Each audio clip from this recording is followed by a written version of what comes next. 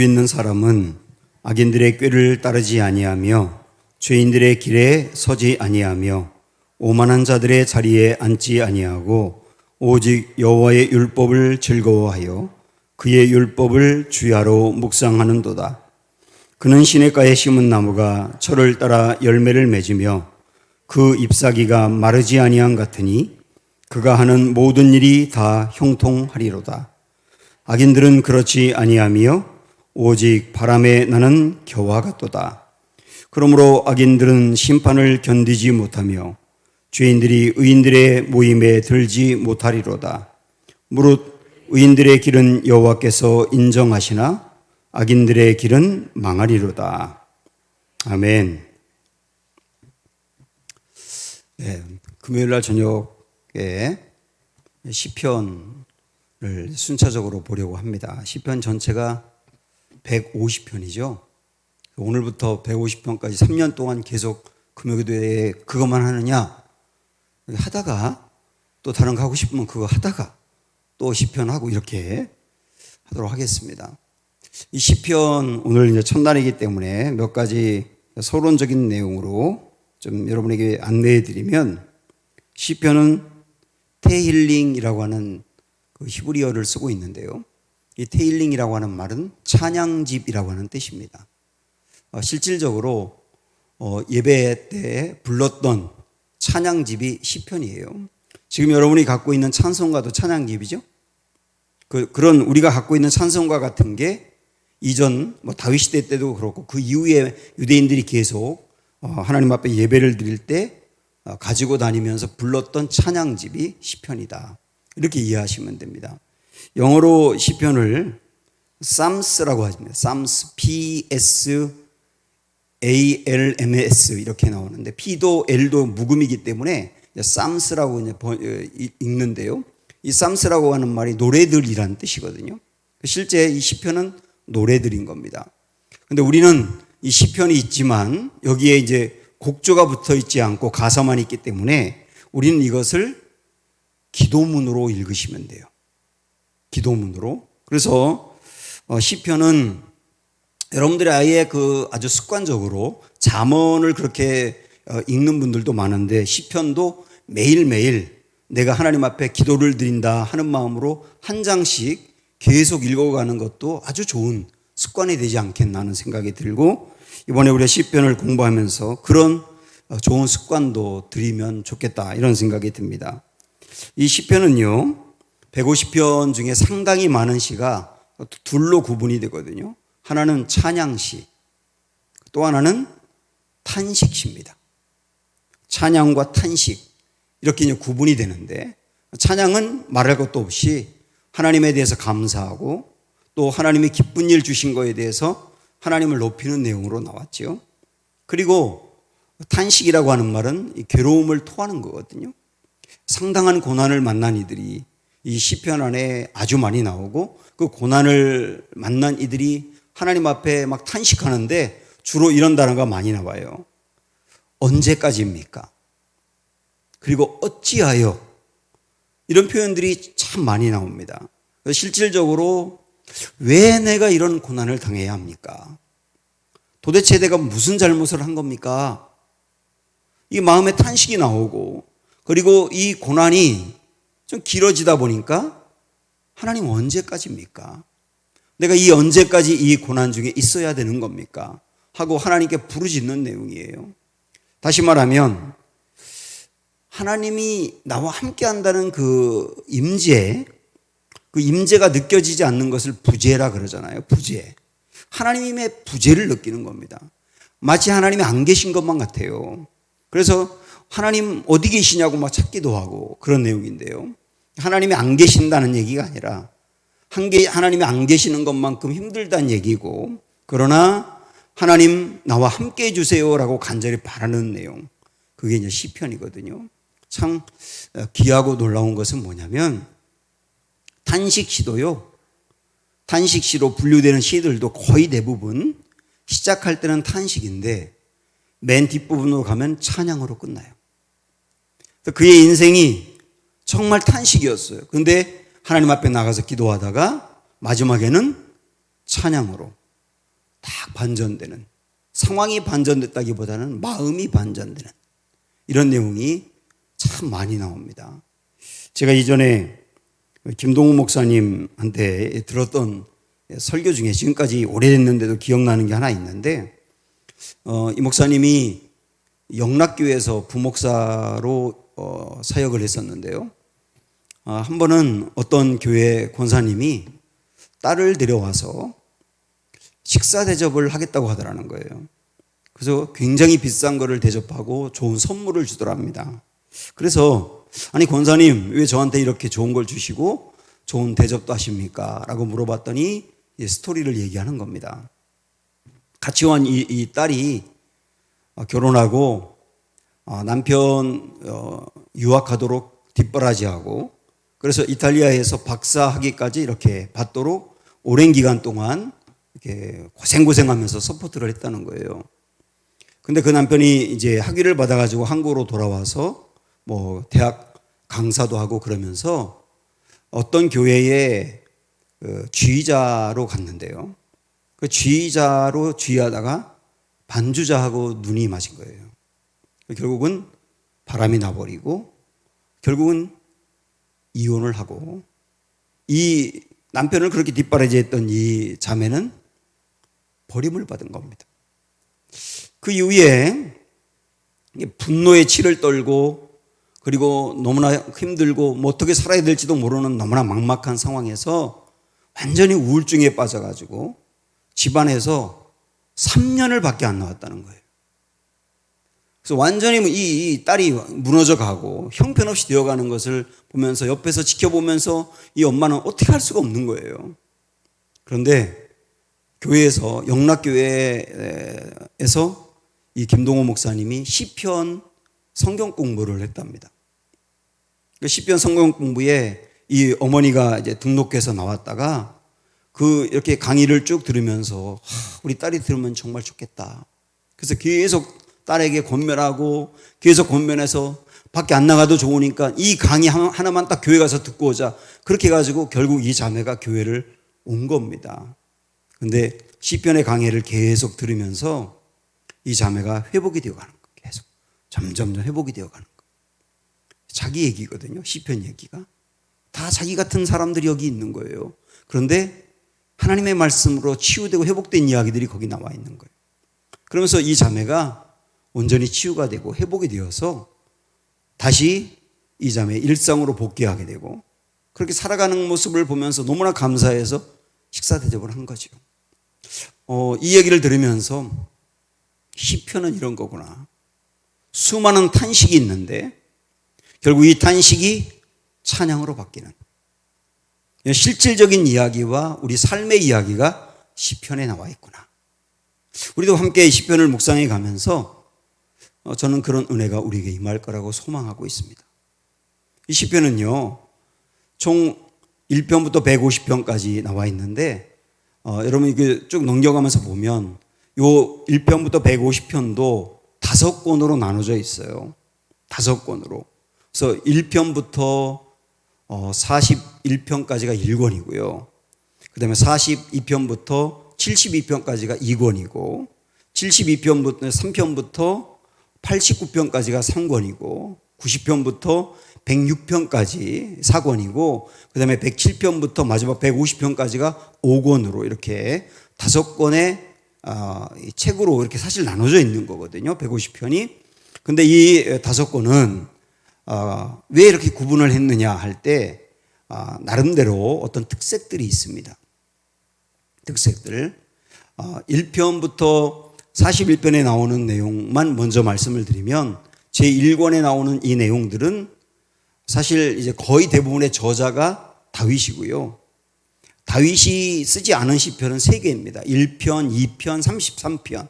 나머지는 전부 다 다윗이 쓴 시편인데, 이 첫 번째 나오는 1권이 다윗이 쓴 거의 대부분 쓴 시편의 특징은 창조주 하나님을 고백하고, 그리고 창조주 하나님을 따라가는 이런 내용이 특색으로 나와 있는 겁니다. 참고로 이제 우리가 배울 내용이니까 그렇게 이해를 하시면 됩니다. 이 시편에 또 하나 우리가 꼭 이제 공부하면서 알아야 될 게 표제어라고 하는 건데요. 표제어가 뭔지 아시죠?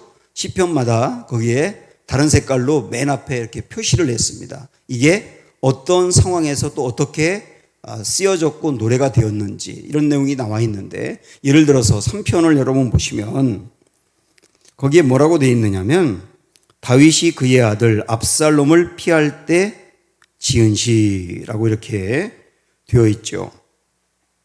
그러니까 여러분께서는 이제 3편을 읽을 때는 이런 생각을 하시면 됩니다. 다윗이 그 아들 압살롬에게 왕위를 빼앗기고 아들이 반역을 일으켜서 아버지를 몰아내고 그 아버지는 아들에게 왕위를 놓고 피난을 가는 거예요. 그 처절한 마음, 이건 아들과 싸워서 이겨도 아들은 죽고 지면 또 나라는 엉망이 되는, 이 좀 어떻게 할 수 없는 이 절박한 마음에서 피난을 가고 있거든요. 그때 쓴 시라는 것을 생각하면서 읽어야 되고, 또 하나는 뭐냐면 아들에게 왕위를 빼앗기고 피난을 가면서 쓴 다윗의 그 심정으로 읽으라는 거예요. 그런 심정으로 3편을 읽어라. 그럴 때 이 3편이 이해가 되고 또 우리 이야기가 될 수 있다. 이걸 알려주는 게 표제어라고 하는 겁니다.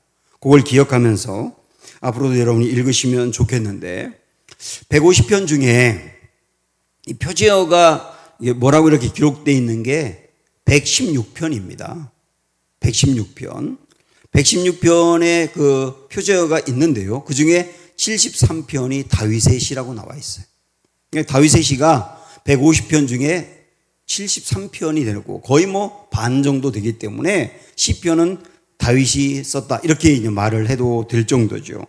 그래서 우리가 이 시편을 보면서 다윗에게 있었던 이야기, 사무엘상과 하, 뭐 이런 데 주로 있었던 그 이야기하고 이렇게 연동해 가면서 사무엘상에 보니까 이런 상황에서 다윗이 이 시편을 쓴 거다라고 하는 것을 이렇게 같이 보면서 우리가 보면 은혜가 되리라고 생각을 합니다. 이 표제어에 악기도 이름이 많이 나와 있죠. 예를 들어서 4절 보시면 거기 현악에 맞춘 노래다 이렇게 나와 있고, 5절에는 관악에 맞춘 노래다 이렇게 나와 있죠. 그 다음에 뭐 6편에 보면 인도자를 따라 현악 8째 줄에 맞춘 노래. 이건 뭔지 모르겠어요. 8째 줄에 맞춘 게 우리는 뭐 알 길이 없어요. 하여튼 그렇게 맞춰가면서 노래를 했구나라고 하는 걸 알 수 있는데, 하나 재밌는 게 뭐냐면 한번 56편으로 가보시겠어요?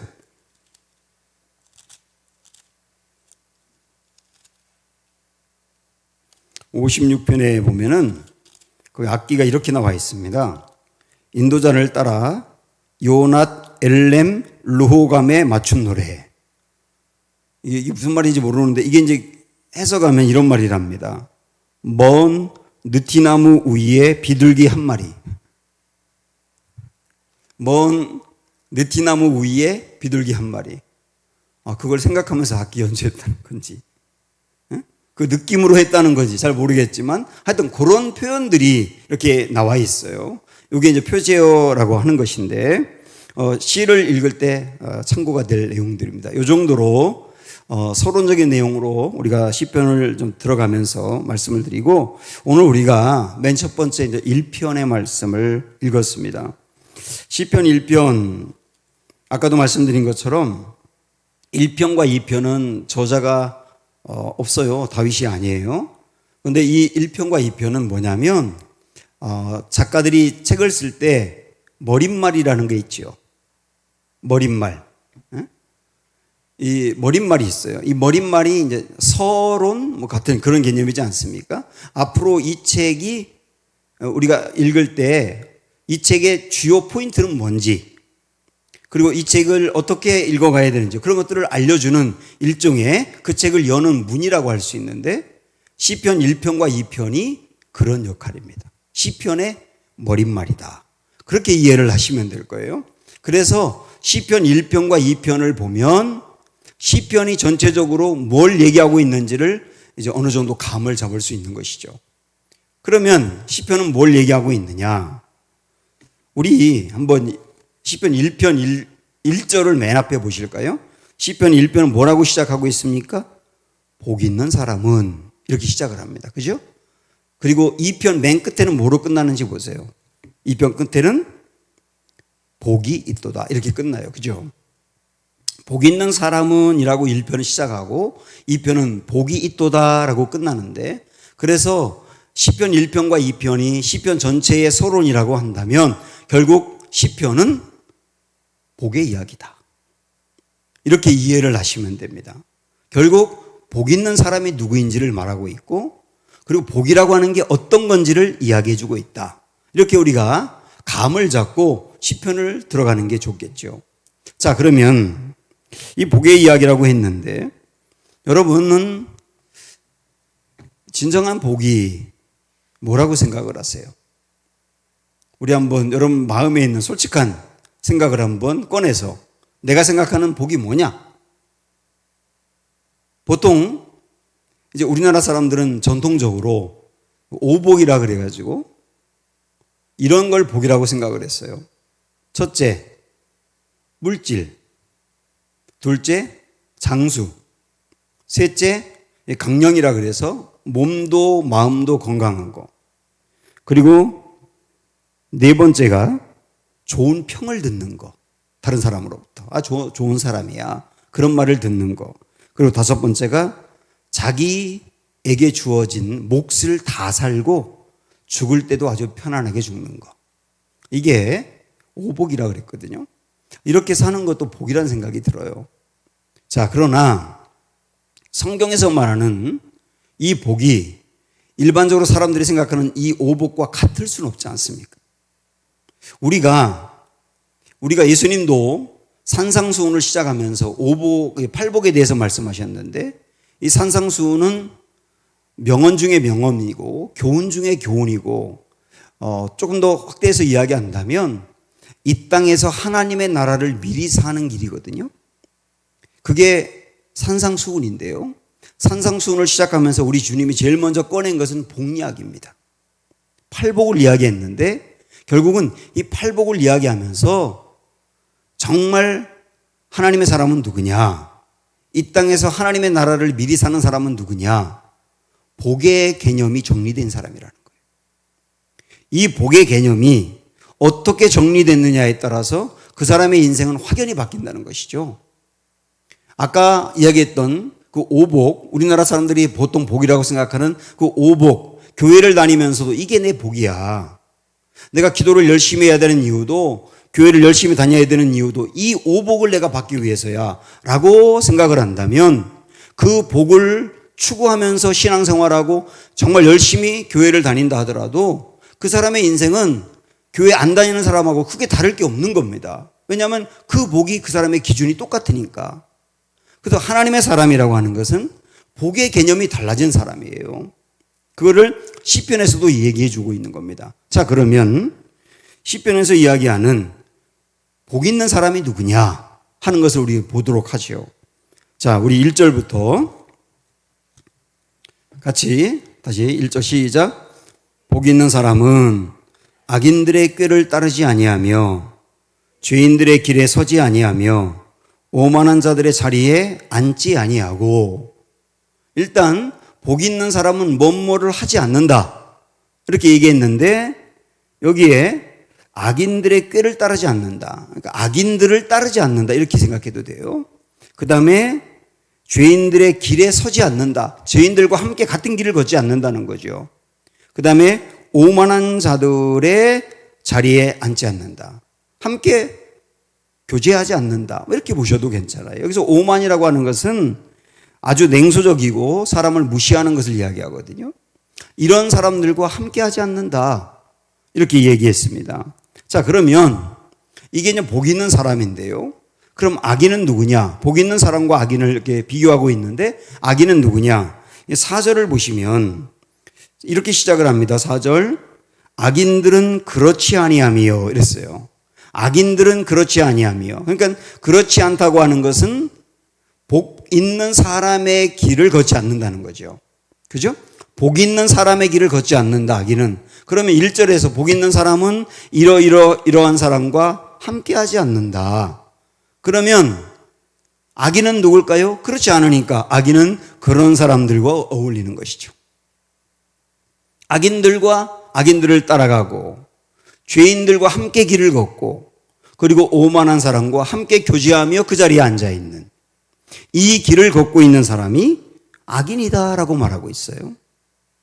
사실 우리가 알고 있는 것처럼 향나무는 자기를 자르고 치는 도끼에도 향을 배게 한다고 하잖아요. 생선을 종이에 싸면 그 종이는 늘 비린내가 배어 있잖아요. 그처럼 내가 누구와 함께하고 누구와 어울리고 누구와 깊이 교제하고 누구와 인생에 중요한 영향을 주고받느냐에 따라서 악인이 될 수 있다는 거예요. 악인이 될 수 있다. 제가 자주 여러분에게 말씀드리는 것 중에 여러 번 들어도 좋을 이야기 이런 게 있어요. 우리 감리교를 처음 시작한 존 웨슬리 목사님의 어머니가 수산나 웨슬리인데요. 이 수산나 웨슬리가 자녀 교육을 참 잘했습니다. 자녀들 여러 명이었었는데 아이들을 모아놓고 항상 말씀으로 잘 이렇게 양육을 했는데 한 번은 이런 이야기를 한 겁니다. 얘들아, 너희들은 영적인 사람과 교제해야 돼. 그래야 너희들이 영적인 사람이 될 수 있는 거야. 그렇게 자녀들에게 이야기하니까 그때 웨슬리가 질문을 했답니다. 엄마, 그럼 영적인 사람은 누구고 세속적인 사람은 누구예요? 이렇게 물어본 거죠. 그때 수산나가 아이들에게 이렇게 대답을 합니다. 얘야, 너희들이 어떤 사람과 만나서 그 사람과 교제하고 그 사람과 함께 하는데 그 사람이 참 멋있고 매력이 있어. 그리고 인간적으로도 참 성품도 좋아. 그런데 그 사람을 만나고 난 다음에 하나님에게서 내가 점점 신앙이 멀어지는 것 같아. 그럼 그 사람이 세속적인 사람이야. 그런 사람들과는 멀리해야 돼. 사람이 좋아도 멀리해야 돼. 우리 주 그런 사람 있지 않습니까? 여러분 같이 어울리고 가까이 하는 사람 중에 그 사람을 만나면 만날수록 이상하게 내가 하나님에게서 이렇게 점점 멀어지는 것 같아요. 그런 사람은 끊어야 되는 거예요. 반대로 그 사람이 가지고 있는 게 변변치 않아 보이고 외모도 그렇고 부족한 게 있다 하더라도 그 사람을 만나서 대화하고 그 사람과 교제하고 난 다음에 점점점 내가 하나님께로 가까이 가요. 그 사람이 영적인 사람이라는 거예요. 그런 사람들하고 깊이 어울려야 돼. 이렇게 이제 어머니가 충고를 했는데 두고두고 마음에 새겨도 좋을 이야기라는 생각이 들어요. 오늘 이 1절의 말씀을 보더라도 누가 복 있는 사람이고 누가 악한 사람이냐 이 구분이 되지 않습니까? 2절에 보면은 복 있는 사람은 이렇게 말씀합니다. 자, 같이 시작. 오직 여호와의 율법을 즐거워하여 그의 율법을 주야로 묵상하는도다. 여기 율법이라고 나와 있는데 우리는 신약 바울 서신 같은 걸 공부를 많이 하다 보니까 율법 그러면 항상 부정적으로 다가와요. 그런데 여기서 말하는 율법은 쉽게 말씀드리면 말씀이라고 생각하시면 됩니다. 물론 이 시편을 쓸 때 당시에 여기서 말하는 율법은 모세오경을 말하죠. 토라, 모세오경을 말하는데 그러나 우리는 이 말씀을 좀 확대해서 성경 말씀이라고 이해를 하시면 돼요. 내가 성경 말씀을 듣든 설교를 듣든 전체를 포함해서 자, 그 말씀을 즐거워하며 그 말씀을 즐거워한다는 말은 하나님의 말씀을 가까이 하는 것을 좋아하는 거예요. 그리고 그 말씀과 함께하는 시간을 굉장히 귀히 여기는 거죠. 사모한다고 생각할 수 있죠. 이런 사람이 복 있는 사람이다. 지금 여러분이 만약에 그런 분이라고 한다면 여러분은 이미 복 있는 사람인 거예요. 또 하나 뭐라고 그랬습니까? 이 율법을, 이 말씀을 주야로 묵상한다 그랬어요. 주야로 묵상한다. 이 묵상이 뭔지를 전에 한번 말씀드린 적이 있는데 여기 묵상은 큐티한다는 의미가 아니에요. 여기서 말하는 묵상이라는 것은 이런 겁니다. 원어를 그대로 해석하면 으르렁거리다요. 으르렁거리다. 개들에게 이 뼈다귀를 만약에 던져주잖아요. 그러면은 그 개가 그 뼈다귀를 딱 입에 무는 순간 침을 제일제일 흘려요. 그러면서 으르렁거리면서 좋아하는 거예요. 막 그거를 빨고 먹고 숨겨놓고 그러면서 그렇게 좋아하는 거거든요. 이게 으르렁거린다는 의미인데 그게 묵상한다는 의미하고 연결되는 거예요. 사자들이 배가 고플 때 저 앞에 맛있는 누라든지 뭐 사슴이라든지 이런 게 딱 앞에 보여요. 그때 침을 질질 흘리면서 으르렁거리고 막 집중해가지고 달려가서 낚아채는 거. 이게 묵상이라.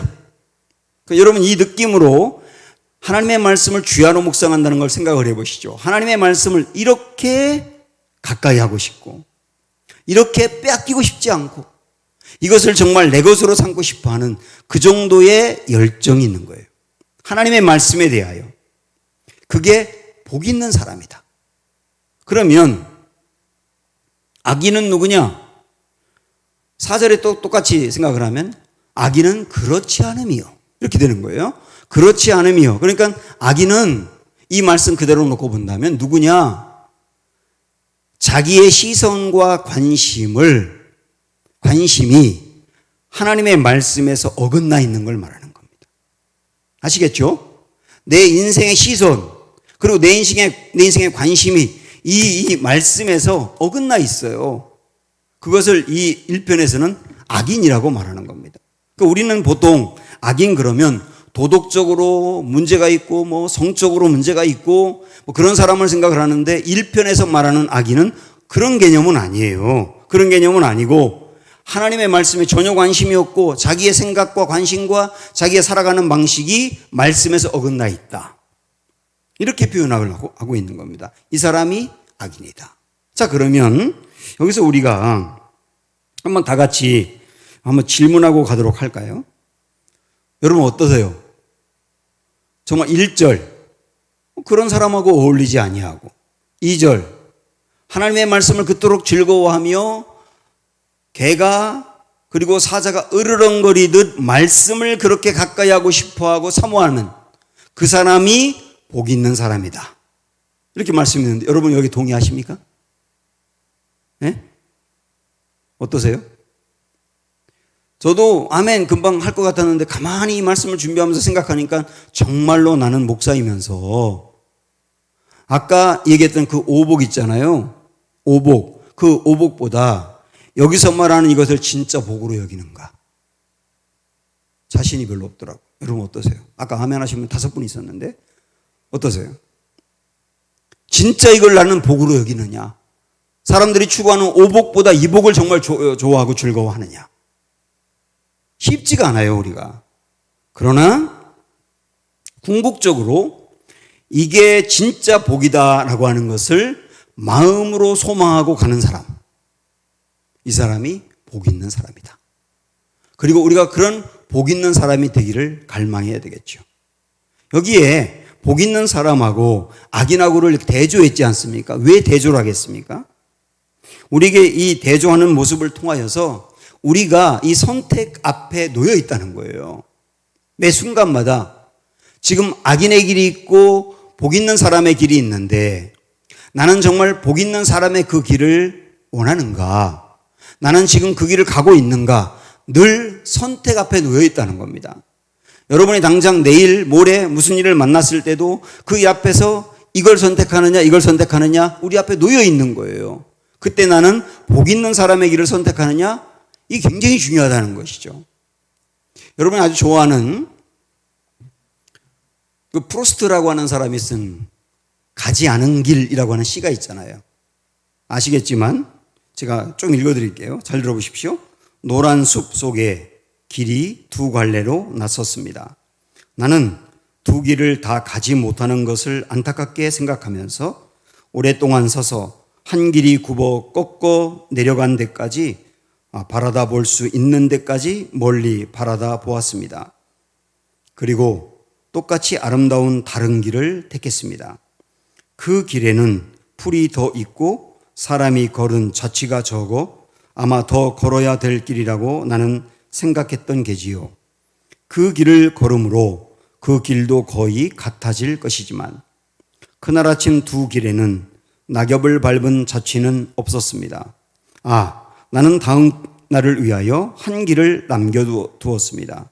길에 연하여 끝 없으므로 내가 다시 돌아올 것을 의심하면서, 그 다음에 마지막 이렇게 됩니다. 훗날에 나는 어디선가 한숨을 쉬며 이야기할 것입니다.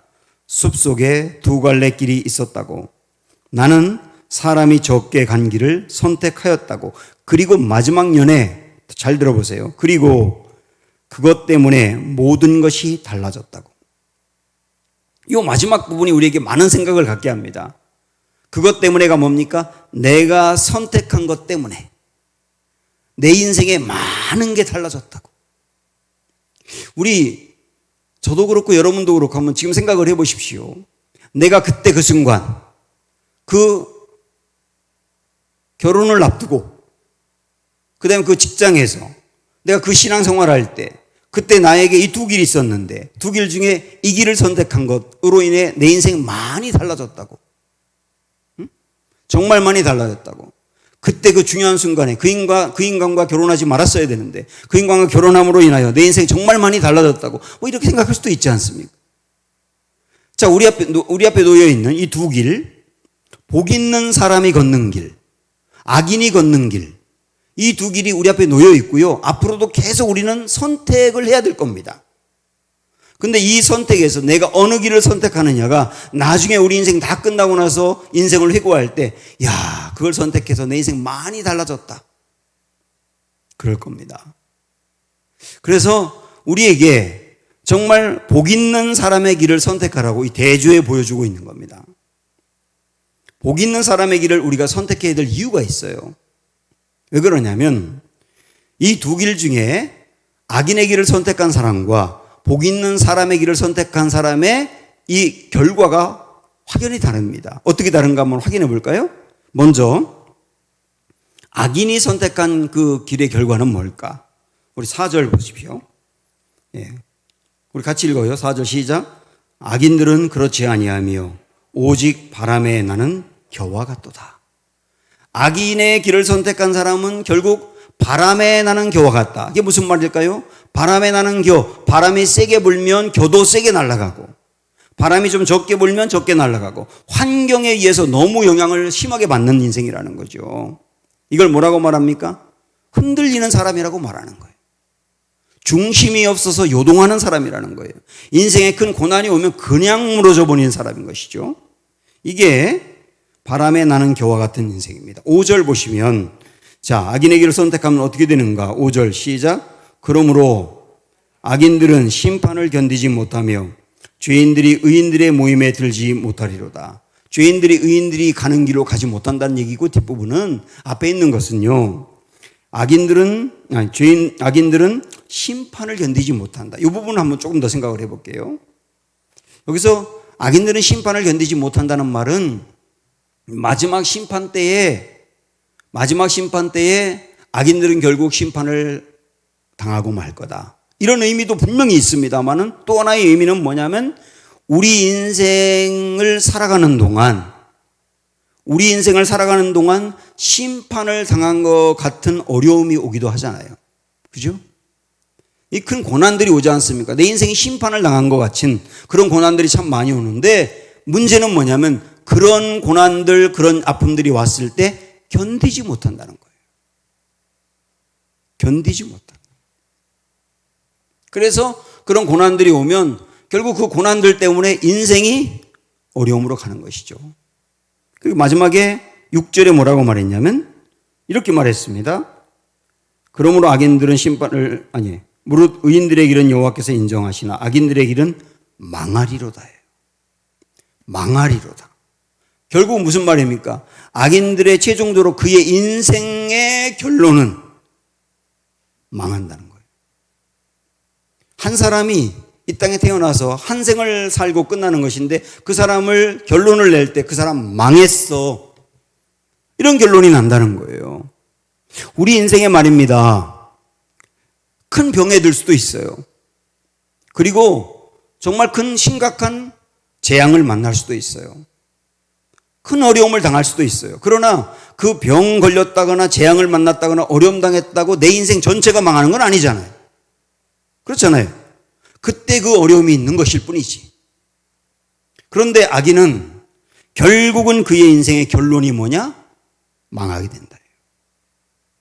이것을 보면 아까 악인들은 그의 시선과 관심이 하나님의 말씀에서 어긋났다고 했지 않습니까? 그러니까 우리의 시선과 관심이 하나님의 말씀에서 어긋나게 되면 큰 어려움을 만났을 때 이겨낼 힘이 없다는 거예요. 결국은. 굉장히 중요한 얘기 아닙니까? 큰 어려움을 만났을 때 우리의 시선과 우리의 관심이 하나님의 말씀이 아니면 어긋나 있으면 이길 힘이 없다는 얘기를 말하고 있는 겁니다. 그러면 복 있는 사람, 이걸 이 10분에서는 또 다르게 의인이라고 표현하고 있죠. 그 복 있는 사람, 의인이 선택한 것의 결과는 뭐냐? 복 있는 사람의 결과는 뭐냐? 우리 3절로 올라가서 또 다 같이 봅니다. 3절 시작. 그는 시냇가에 심은 나무가 철을 따라 열매를 맺으며 그 잎사귀가 마르지 아니한 같으니 그가 하는 모든 일이 다 형통하리로다. 마르지 않는 샘같이 아까 찬양 불렀던 것처럼 마르지 않는 샘이라고 하는 것은 거기에 계속 수분이 공급되어서 나날이 잎이 청청하며 결국 열매를 맺는 것이죠. 하나님의 말씀을 묵상하는 사람, 으르렁거리듯 묵상하는 사람. 그 말은 뭐냐면 나의 시선과 관심이 하나님의 말씀을 따라간다는 얘기죠. 이 하나님의 말씀을 따라가는 사람은 결국 마르지 않는 샘처럼 생명력이 공급이 된다는 뜻이잖아요. 그래서 어떻게 되느냐 하면 모든 일이 형통한다는 거예요. 모든 일이 형통한다. 우리 여기서 말하는 형통이 뭔지 아시겠죠? 모든 일이 다 잘 되어서 고난이 없다. 그 말이 아닌 거 아시죠? 만약에 고난이 하나도 없는 게 형통이라고 한다면 이 시편을 쓰고 있는 다윗을 포함한 아삽, 고라자손 이런 사람들이 굉장히 많은 이 고난당한 게 시편의 질비한데 그럼 그런 사람들은 형통하지 않는 사람이라고 볼 수밖에 없잖아요. 여기서 말하는 형통이라고 하는 것은 고난이 있고 없고가 아니에요. 고난이 있고 없고가 아니라고요. 중요한 것은 뭐냐면 우리 앞에서 아까 본 것처럼 악인은 심판을 견디지 못한다고 했지 않습니까? 우리 인생에 심판 같은 일들이 찾아왔을 때 견디지 못한다고 그랬잖아요. 그러면 복 있는 사람은 누굴까요? 결국 형통하다는 것은 뭘까요? 우리 인생에 심판 같은 재앙과 아픔이 찾아오지만 결국은 견디어내는 사람을 말하는 겁니다. 얼마나 중요합니까? 우리 주변도 한번 보십시오. 굉장히 큰 어려움을 만났는데 그 어려움에도 결국은 견뎌내면서 극복하는 사람이 있고 그보다 훨씬 더 괜찮은 어려움은 어려움이지만 훨씬 더 나은 어려움인데 그 어려움에도 결국 견디지 못하고 인생이 완전히 추락하는 사람도 있어요. 여기서 말하는 형통이라는 것은 그걸 말하는 거예요. 고난이 있고 없고가 아니라 고난이 있을 수 있지만 심판 같은 재앙이 오지만 견뎌내는 겁니다. 그 힘이 있는 거죠. 그 힘이 있는 거. 하나님의 말씀을 즐거워하고 묵상하는 사람은 그리고 사모하는 사람은 하나님과의 관계가 좋아질 뿐 아니라 그 다음에 삶 자체를 풀어가는 비결이 다르다는 얘기입니다. 삶 자체를 풀어가는 비결이 다르다. 그래서 고난을 견뎌낼 수 있고 결국 극복할 수 있다. 이게 복받은 사람이다. 얼마나 멋있습니까? 결국 그런 사람은 6절 마지막에 결론을 내립니다. 여호와께서 인정하신다. 네, 우리의 인생 전체를 두고 하나님이 인정한다면 이거 정말 복이 되겠죠. 사랑하는 여러분, 매일매일 우리 앞에는 두 길이 놓여 있습니다. 매 순간마다 우리가 선택을 해야 됩니다. 바라기는, 축복하기는 복 있는 사람의 길을 그때그때마다 선택할 수 있는 믿음과 용기와 결단이 우리 안에 있기를 축복하고요. 그 길을 선택함으로 말미암아 정말 우리 인생이 복 있는 사람의 길이 되는 은혜가 있기를 주님의 이름으로 축원합니다. 우리 오늘 이런 기도했으면 좋겠어요. 주님, 순진하게 사람들이 가는 길을 무작정 따라가지 말게 하시고 마음이 딱딱해져서 냉소적으로 살아가지 않게 도와주십시오. 말씀을 깊이 묵상하면서 그 안에서 즐거워하는 경지에 이르게 해 주십시오. 이 마음이 제게 오늘 꼭 필요합니다. 우리 이런 기도 함께 찬양한 다음에 하겠습니다.